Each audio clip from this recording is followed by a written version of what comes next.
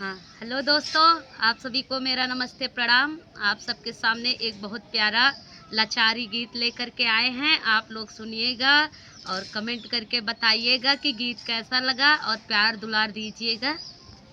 कितनाऊ तू देवता मानैबा हमारे जोगे नारी ना पैबा। कितनाऊ तू देवता मानैबा हमारे जोगे नारी ना पैबा।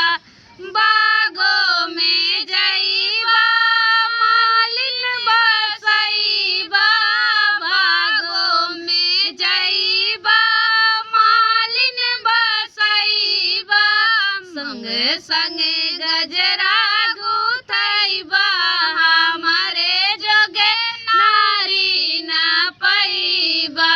संगे संगे गजरा गुथैबा हमारे जोगे नारी ना पैबा। कितनाऊ तू देवता मानैबा हमारे जोगे नारी ना पैबा। कितनाऊ तू देवता मानैबा हमारे जोगे नारी ना पैबा। कुवना पे जइबा कहरिन बसैबा। कुवना पे जइबा कहरिन बसैबा। संगे संगे पनिया भरैबा हमारे जोगे नारी ना पैबा। संगे संगे पनिया भरैबा हमारे जोगे नारी ना पैबा। कितनाऊ तू देवता मानैबा हमारे जोगे नारी ना पैबा। कितनाऊ तू देवता मानैबा हमारे जोगे नारी ना पैबा।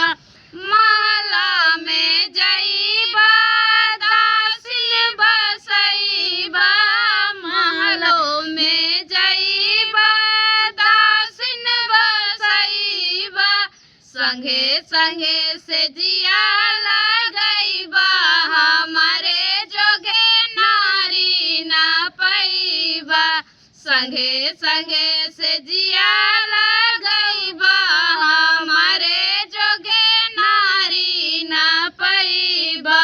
कितनाऊ तू देवता मानैबा हमारे जोगे नारी ना पैबा।